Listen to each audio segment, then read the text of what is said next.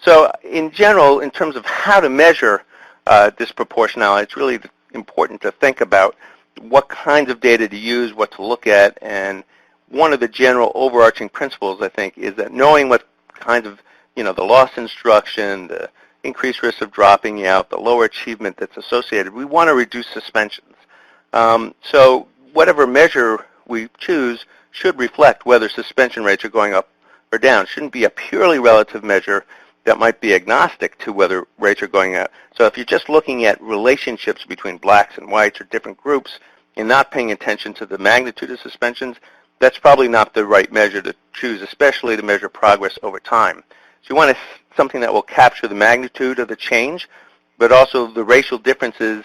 And I find that looking at the differences rather than as a ratio is a good way to capture both. No measure is perfect, though. So I'll go through some of the reasons and ways to look at suspension rates that might be really beneficial to marking progress and to identifying what's working in your own district. So it's really important that we acknowledge that there can't be progress if the group that's being suspended at the highest rate, if their suspension rates go up. And I would also argue it can't be progress if the group at the bottom is increasing. We want suspension rates to decrease for all the groups that we're comparing. So choosing a method that flags high suspension is really important. You can use thresholds. You can compare to state averages. Choosing a measure that reflects the magnitude. This is sort of just a review of what I just went over. And one that looks at real progress in terms of reducing racial differences. And I point out that looking at ratios is not as effective as looking at the actual gaps. So it's the absolute difference. It's the difference between using subtraction or division. And I'll explain that.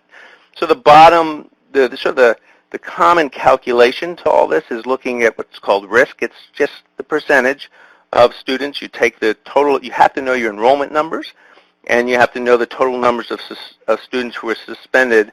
And here we're using unduplicated count, so students who were suspended one or more times. And it's a very simple thing. You take the number that were suspended and divide it by their enrollment. It's I call it fifth grade math. I taught fifth grade for a long time. So in this example, 5 divided by, if there were 200 enrolled, 5 black students were suspended. That means 2.5% of the enrolled students were suspended at least one time. And so the difference is you do the same calculations for each group. So let's say we came out with 10% of black students enrolled were suspended and 5% of whites. The difference would be 5 percentage points. So it's not a 5% difference, it's a percentage point difference.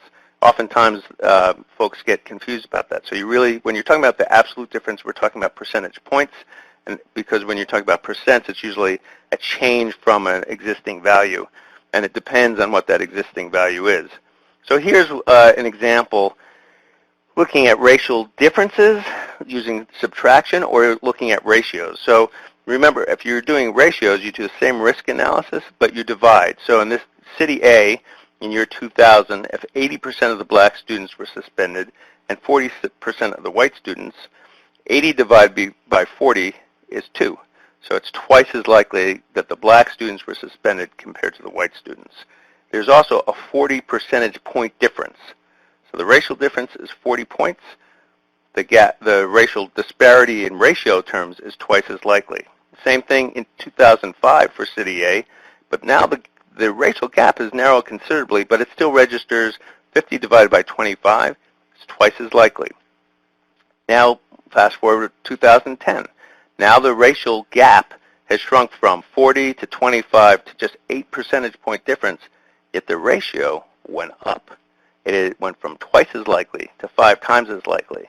And then imagine districts invested heavily in finding alternatives to suspension. It's almost eliminated, but we're left with 2% of the black students enrolled and 1/10 of 1%. Now the racial differences is less than 2 points.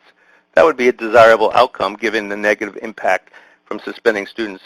But the ratio is now 20 times as likely that black students were suspended compared to whites. And this same problems, if you comparison it was blacks to all non-blacks, the same issues arise.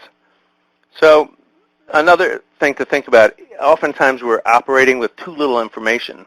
And this is important whether you're speaking to the public or analyzing your data internally. So if someone said 3 out of every 4 suspended children were black, what do we know? Is this excessive? Is there disproportionality? We're actually missing some information. What if only 4 children in all, total, were suspended? So that would be 3 black students and 1 white student. Do we yet know if that's disproportionate or excessive? I would argue not yet, because what if blacks were 75% of the enrollment? Then it would be proportionate. You would expect 3 out of 4 black students to be suspended. Could it be excessive but proportionate? Absolutely. So let's put some real numbers, the missing numbers, in and see how this comes out.